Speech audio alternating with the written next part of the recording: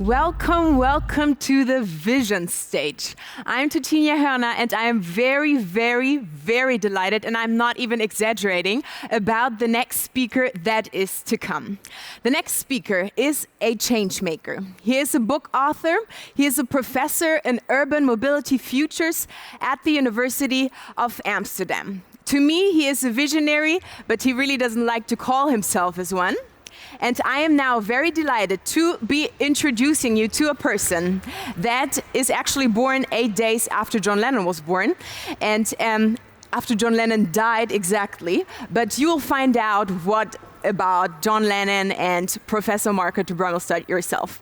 But now give me a warm hand of applause for Marco de Brummelstad, please. Thanks.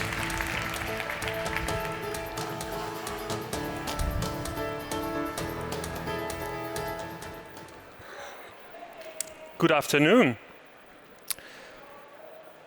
Nachhaltig, Komfort, connected, nahtlos, lebenswert, effizient, von A nach B. Wenn wir wirklich eine Verkehrswende möchten, dann müssen wir zuerst unsere Mobilitätssprache befragen und ändern. Das Fahrrad kann dabei helfen, aber dann müssen wir zuerst verstehen, warum John Lennon und Yoko Ono hier mit einem holländischen Drahtesel ins Bett liegen. This is John Lennon and Yoko Ono, and they are on honeymoon. And they are on honeymoon in Amsterdam in 1969. A time of revolution across the world. And they were in bed together. In bed, they were fighting for world peace. And this is one of the iconic pictures. In Amsterdam, in the Hilton Hotel, they were in bed with a rickety, white-painted Dutch bicycle. No gears, normal brakes, rickety bicycle. So why was that? I think we need to understand why that was the case. And that can help us to understand if we should change our mobility language. I'm going to take you on a short adventure through the story of John Lennon, and I'm going to sing a song halfway, but I'm also going to learn you a magical trick. So in the next half an hour, be ready for a number of innovations in that sense. The key here, and I already talked about that a bit, mobiliteitssprache. So the key here is that we need to understand the language that we speak to think about the future of mobility. That language that we speak is not a given, and it's not an objective way to describe reality. The words that we use to describe the future of mobility do not only describe that future, but actually actively shape it. How does that work? Let me start here by asking you a question. So this happens to me all the time. I send pictures in a WhatsApp group to my neighbors, and one of my neighbors is blind. She cannot see. And this happens all the time. So I send a picture, people start talking about it, and then she asks, of course, in a personal message, could you please explain to me in a short sentence what the picture is all about? Could you? Does somebody want to try? Just shout. What do we see here? Sorry? An obstacle? An organic obstacle. So most people would describe this image as a deer crossing the road. But actually what you're doing is you're using language to describe complex reality. Right? So this image you can describe in many different ways. We already have two. And something happens when you do that. You're using language to describe complex reality. The first thing that happens is that by definition, you're simplifying reality. You're using language, and that language means that we see certain things of that reality while we obscure others. So you can talk about this as a deer who's crossing the road, and then our focus becomes the deer. But you could also say it's a road that is crossing the forest. It's just as valid. just a valid simplification of the same reality, but it leads our attention to a completely different part of the picture. So that's the first thing, we simplify reality. Two, crucially here, if we simplify reality, by definition, we make choices. We simplify reality and we make choices, and those choices are arbitrary. The language that we use, we can fight about that. We can have political disagreement about that. There are always choices in the language that we use, not only for this, but also for describing mobility. And three, and this is the key here, this is why I come here to talk with you about this. The third thing that happens is that this language is not only describing reality, but profoundly shapes it. Right? So the choices that we make in the simplification of reality create a certain future. And that future we are shaping here today. So we need to be much more reflective on the choices we made in that language. Okay, so to explain to you a little bit about how that works, I'm using here the example of a forest. This is called the primeval forest in a book by James Scott. James Scott explains to us that if you are a government, if you are creating or managing a certain space, you also have to make simplifications and choices. You have to use certain indicators to think about what are you going to do to your place. In this case, a forest. So just imagine you're an owner of a large forest. This forest is a very complex ecosystem. And in this ecosystem, a lot of things happen. Small animals can play here, they can hide. Bigger animals can hunt easily. Animals can build nests. Animals can play, animals can grow. And because of that, the primeval forest is a place of huge diversity. Different animals, different plants, different trees. But this changes at the end of the 18th century. At that moment, the forest became a warehouse for wood, because wood became a very important resource, a fuel and a building resource. So we started to develop a new language, a new way of looking at the forest. We actually constructed a completely new academic domain, which we today know as scientific forestry. And lucky for you, the scientific forestry guys came from Germany. But German academics were asked, can you come up with a new indicator to understand the wood production of a forest? And of course they did. It is called the Normalbaum. Normally I have to translate that, but the Normalbaum, the standard tree. And the standard tree became this symbolic tree that you could use to understand the potential of your forest to produce wood. A choice, a new language. So what happens over time? This is what happens over time. This is no longer the primeval forest, but this is the production forest. And the production forest, what we're looking at here, are basically 2 rows of Normalbäume. Everything else is gone. This forest is optimized for wood production. The same trees from the same age and the same species in line with each other, easy to maintain, easy to harvest. But all the other goals of the forest are gone. Try to hide here. I dare you. Try to hunt. Try to build a nest. Try to play. Try to grow. This forest became a much less complex ecosystem through this process. And ironically, and don't forget this message, ironically, the forest on the right is not even more productive in wood production than the forest on the left. Because of the extreme simplicity of the standard tree, all kinds of feedback loops were eradicated. And I always give the example to people to go to the Harz in the middle of Germany to see there the result of this. 50% of the trees in that area have died because of one bug. So this forest became incredibly, it lost its robustness. So why are we talking here at Polis Mobility about a forest? I see you thinking that. Because my argument is that exactly the same process happened in our thinking of mobility, and especially in thinking of the street. So this, Mulberry Street in New York, 100 years ago, I would say is the primeval street. A complex ecosystem where many different goals were met. In Mulberry Street, New York, in 1920s, children were playing on the street. We see people trading on the street. selling goods, buying goods. It was a public living room. The street was a place where you could meet your neighbors, but also people you didn't know yet.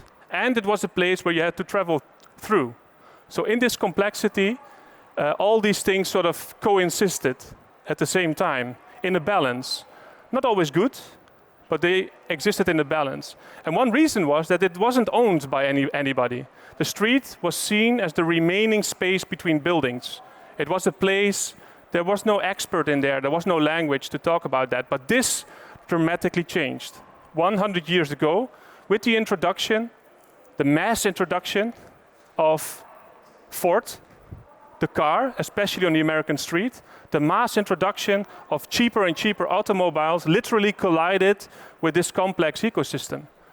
Many children died in that process. And at first, the language that was used to speak about that at conferences like this was the language of justice.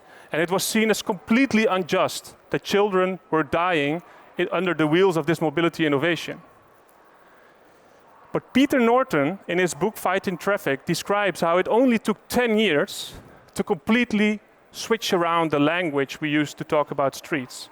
In the 1930s, the streets were talked about in terms of control, in terms of order, and in terms of efficiency gain for the individual, the freedom of the individual to go through that street.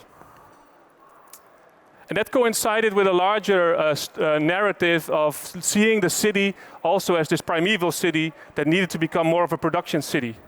This is Le Corbusier looking from above as an expert and saying these cities need to function better. They need to function more efficiently. And one of his principles was called the death of the street. The streets have to be there to cater, to bring people as fast as possible from A to B. And all the rest need to be gone because it's interfering with the efficiency of the street. Through this, the language and the choices we made in the 1930s started to solidify. They solidified into transportation models, they solidified into design guidelines, they solidified into laws, they solidified into institutions, they solidified into places like this. They solidified into steel, into concrete, and into asphalt. And now, is my argument, the final stage of solidification happened. The choices we made in mobility language 100 years ago solidified our imagination. We can't even see anymore that we make choices. We optimize the machine and we marginalize the human. So this is what we see. This is what we see here. This is called an intersection. I guess everybody knows that. But we talked about this as public space not so long ago. The traffic engineer was introduced. In the 1930s, a complete new expertise was developed. And the traffic engineer had to develop a new language. So he and she started to borrow from different disciplines. First, from water engineering. The street is a pipeline. It should never be clogged. Streets should cater for maximum capacity, just like a pipeline, right? Makes sense. It's a metaphor. Another simplification came from biology. The city as a body, with the heart of the city, and arteries and streets that can never be clogged as well. Because what you then get is an infarct, a traffic infarct. Then they borrowed from physics, gravitational models, biomechanics, seeing people as colliding particles. And finally, they borrowed from economics, simplifying the human as a utilitarian, egoistic, cold, calculating individual that wants to go as fast as possible from A to B. Because traveling is a disutility. You want to be at A or at B. Traveling is a derived demand. That's what traffic engineers learn. Because you want to be either at A or B. Because of that, our entire focus goes to the notion of travel time savings. In the Netherlands, probably also in Germany, but I know in the Netherlands, every half an hour on all radio stations, we hear about congestion. It's such a big problem because it's not flowing. There's something wrong. Is it? Is this problem really that big? Or should we be worried about the fact that this production street eradicated all the other goals? Children can no longer play here. People can no longer trade here. You cannot meet your neighbor here. Where we moved from the primeval forest to the production forest, we have also moved from the primeval street to the production street. And one of the things that hurts me the most is the fact that now our children have to be taught how to be safe in that environment. We've created cities in which we have to teach our children at the age of 4 how to take care of their own safety. That hurts. And I already said, this is solidified into steel, into concrete and asphalt, but I really believe it's solidified our imagination. And one reason I believe that is if I walk around here, I see it everywhere. Traveling is a dish utility, and it needs to be made easier, connected, seamless, naadloos, efficient, connected, right? We are not questioning the underlying narrative. That's what we see when Elon Musk talks about self-driving cars. This is, by the way, Mercedes-Benz, their vision of the future, where travel time is obsolete. It's irrelevant because we are now, what are we doing? Netflixing, or I don't know, at least we're not interacting. We don't have any conflicts. It's seamless. The Hyperloop will make travel time almost completely obsolete, because basically if you want to travel in the Hyperloop, you have to probably get to be brought to sleep because you will become so nauseous because of these high speeds in a tube that traveling becomes also a huge disutility. And my argument is that we are making the same mistake with the bike. Where the bicycle once was a symbol of something else, the bicycle became part of the same narrative. It needs to become this machine where people are seamlessly flowing from A to B in these kinds of conflict-free environments. And all the innovations make the bike smarter, faster, seamless. I ask you a question. Is this why John Lennon was in bed with a bicycle? Because if it was, I think his song that he was thinking about at the time sounded something like this. And you can tell me if I'm right or not.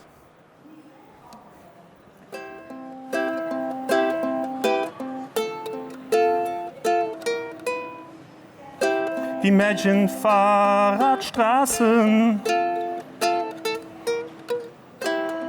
von Köln nach Paris. Wir gehen immer schneller, aber sonst gibt es nichts. Imagine bicycle highways, moving fast from A to B. Speed pedelecs and e-bikes to move more efficiently. Smart bikes and smart helmets to optimize the machine. Ooh, ooh.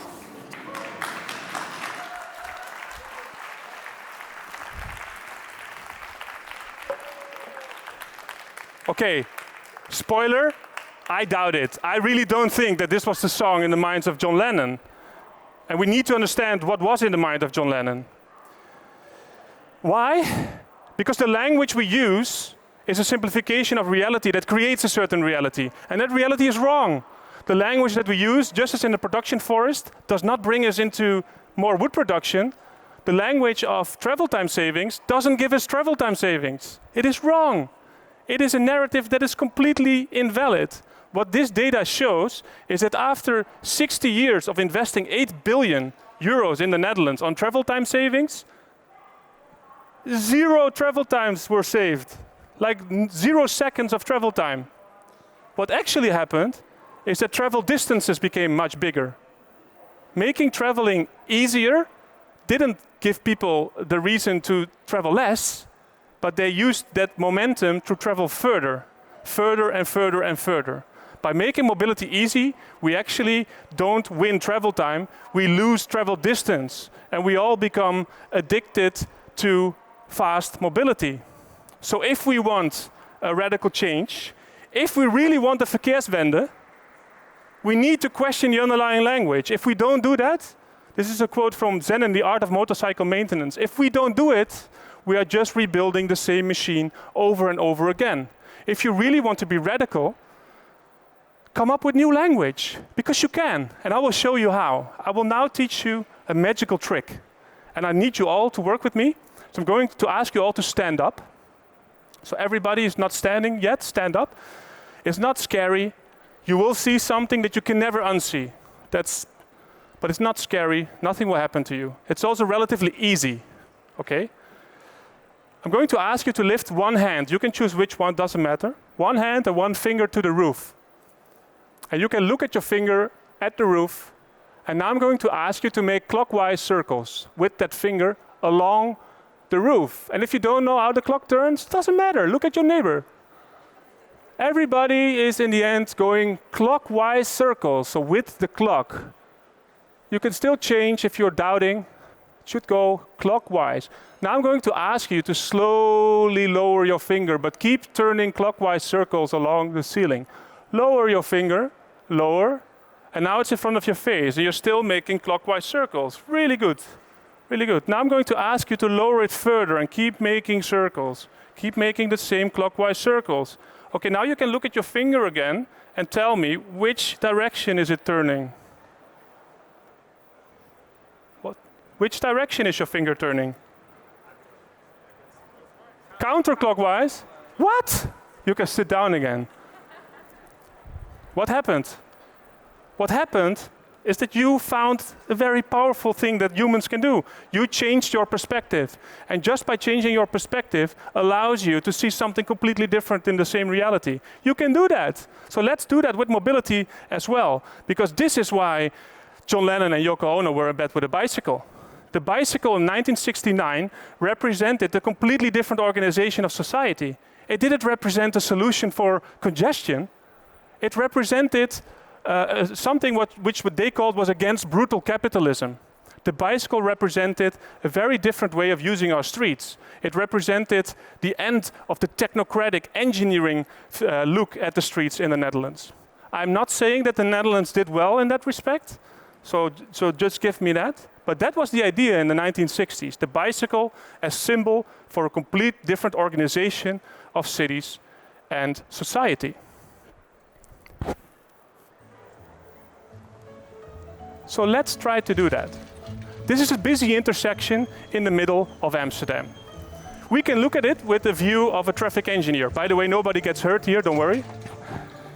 The traffic engineer would say, it's very busy, there are many conflicts, we need to solve those conflicts, and we have a tool for that, a technology, an innovation, if you will, an intelligent VRI, an intelligent traffic light system. We can install it and make sure that all these conflicts do never arise again. That's one way of looking at it. So let's turn our perspective. What would a sociologist say? A sociologist would look at this and say, hey, this is a space in the middle of Amsterdam where people meet each other, people from very different bubbles. A sociologist would call this the potential exposure to diversity. Cycling through Amsterdam will literally make you in contact. You have to negotiate actively with people that are different from you. And this is a very important element of how societies function, that you have to deal with each other, you have to negotiate, you have to give, you have to take. These are not conflicts, these are negotiations. So let's zoom in. What happens in such a negotiation? Well, that's really, it's awesome. There's so much information that is shared. It's called negotiation in motion. People use their full body. They sit upright on this crazy Dutch bicycle because they can use all their senses to send and receive information. And because of that, they can sort of negotiate very, very tiny micro information. They can keep their own speed, but they can also make sure that everybody else keeps their speed. So you can see altruism and not only egoism. There's one person that has a bit of difficulty with this, and that is the tourist. Because if you put your foot down, you're out of the dance. So you can say that this interaction could also be seen as a choreography, a dance, if you will. A way that people engage with each other in a meaningful way. use information to send and receive, and because of that, enter a state of flow where they actually are enjoying themselves while being underway instead of being behind each other aggressively and only in competition. There's a large sense of cooperation. So if you put these two things together, what you find, and this is where it gets really amazing, you find that the potential exposure to diversity is positively correlated with all these effects. A higher sense of membership, a higher sense of influence, a higher sense of integration, more fulfillment of needs, shared emotional connection, a higher sense of neighboring, a higher sense of collective efficacy, higher citizen participation, a higher sense of community, higher sense of belonging, higher sense of place, and maybe the most important one, higher levels of trust between each other. Whoa, what happened? Instead of investing 8 billion a year in travel time savings that don't even exist, we can make the choice here to invest in meaningful integration of mobility and helping society thrive. So instead of optimizing the machine, we can also optimize humanity and let the machine become less important. Okay, language is not a neutral mirror of reality. The language that you speak, and I urge you to think about this when you walk around here, and think about what language is spoken here. What is actually the purpose of this mobility innovation that is here? If you hear people on stage, if you think yourself, what language do you speak? Because that language is not an objective mirror, it shapes the reality that you are shaping. And if you really want a radical change of mobility, you need to challenge and change the underlying narrative. Is mobility and travel time a quantity that we need to reduce? Or maybe mobility is a quality that we want to increase? Is the street a place where the machine needs to function efficiently and seamlessly? Or is the street a place where the machine should go away and we should let humanity thrive? Should we look at humans that are underway only as Homo economicus that need to serve their individual goals of going from A to B? Or are humans also homo ludens, playful humans that are actually embracing the city if they go through it? This is a choice that you can make. It's not my choice. It's your choice. Thank you very much.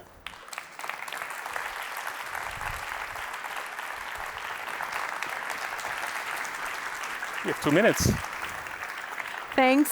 Thanks a lot, Marco. I think we have all learned a lot. Of course, I do have the question, will you give some ukulele sessions maybe down there to everyone who's interested? Definitely, yeah. Let's do that. Let's dance together. I will stick around. I will be around, what is it called? The Media Lounge? Media Lounge, exactly. Because if you're interested in the story, I've just published a book. Well, it's just a bit of a sneak peek. Officially, it's only out on the 2nd of June, but you can pick it up there for free. I will hang around there and maybe even can sign it if you want. Thank you so much. Please give again a warm round of applause for Marco.